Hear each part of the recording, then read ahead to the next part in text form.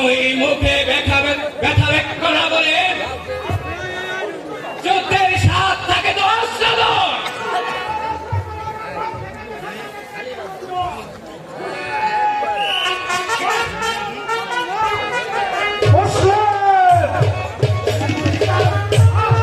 তোমার যখন যুদ্ধের এত স্বাদ হয়েছে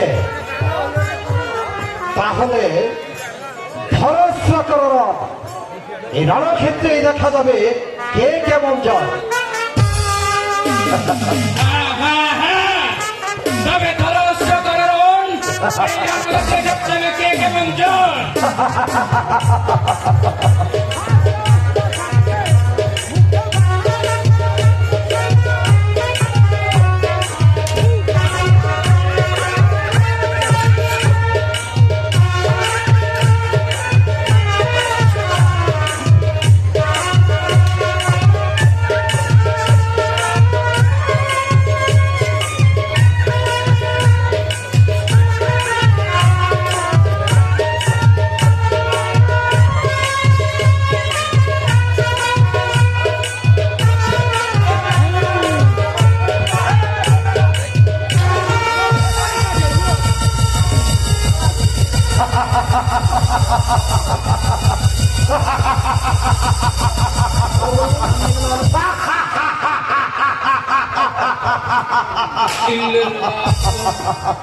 মুসলিম, গত শুক্রবারে আমি তোমাকে শেষ করে দিতাম। তুমি একজন নবীর বংশধর বিধায় তোমাকে আমি সেদিন প্রাণে বাঁচিয়ে দিয়েছি। এখন মৃত্যুর স্বাদ দেখো তোমার কেমন লাগে।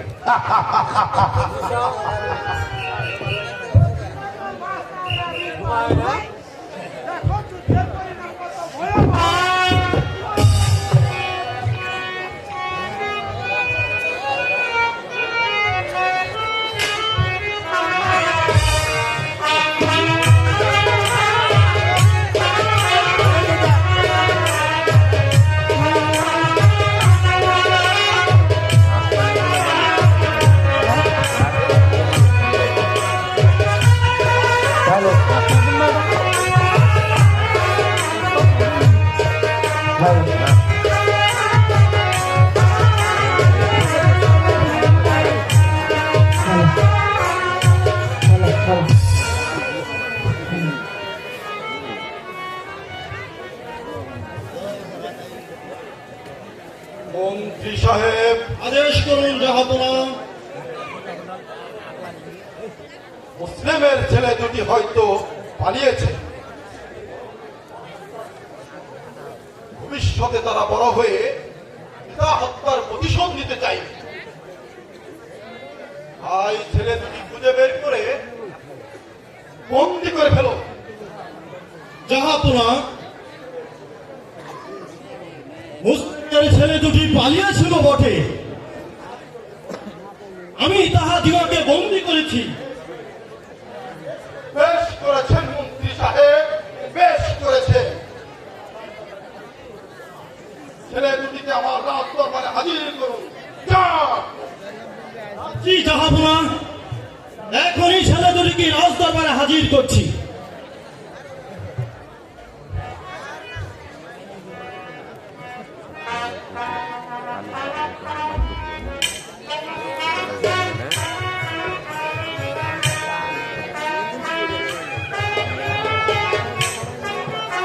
সালাম জাহাপনা।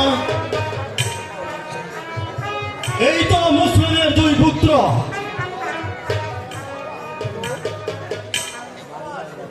সাবাস মন্ত্রী সাহেব, সাবাস। নিয়ে যান এই জাতি সাপের বাচ্চা দুটিকে আমার কারাগারে আবদ্ধ করে রাখুন। আমি এখন বিশ্রামে চললাম। শোনো ইব্রাহিম মোহাম্মদ, এখন তোমরা বন্দী। এই বন্দী গ্রহে বসে বসে তোমরা তোমাদের ঈশ্বরের নাম স্মরণ করো।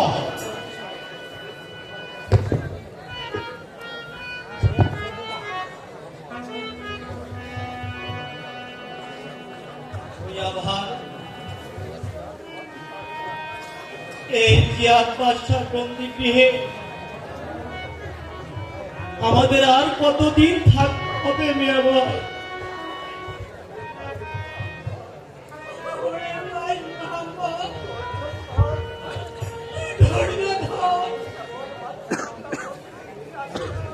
কেবলমাত্র আমরা বন্দি হয়ে আসিলাম,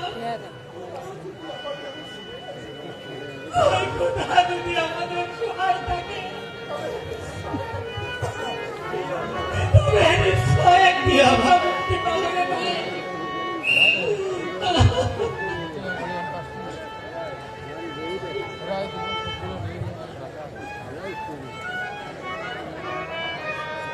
ভাই।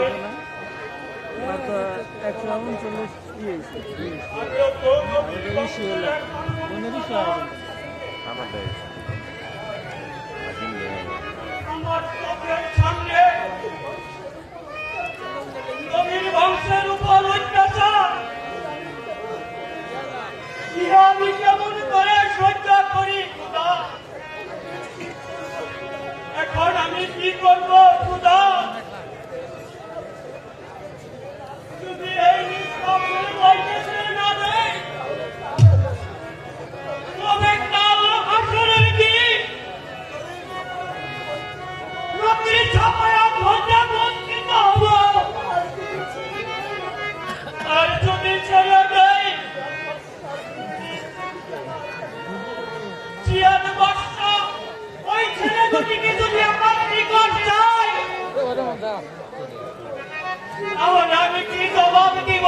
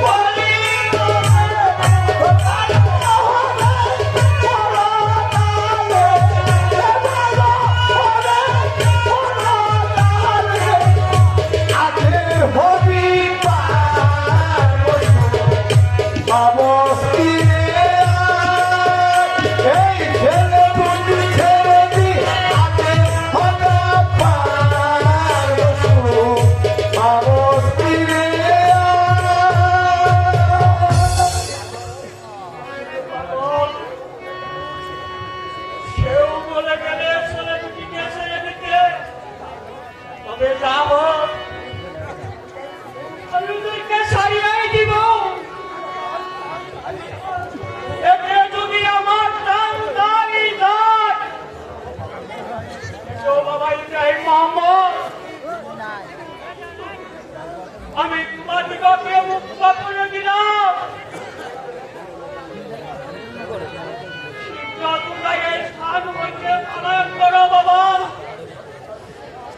জিয়াদ বাদশার লোকেরা যদি তোমাদিগকে দেখিতে পায় তাহলে তো বাবা মেরে ফেলবে তোমাকে।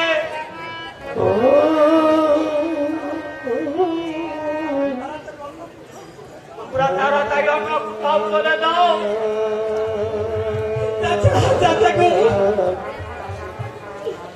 আপনি আমাদেরকে আশীর্বাদ করুন, আমাদের মায়ের কাছে যেতে পারি। যাও বাবা ইব্রাহিম মোহাম্মদ, আমি তোমাদিগকে ওই আল্লাহ তাআলার নিকট খবর দিলাম। চলে যাও বাবা ইব্রাহিম মোহাম্মদ।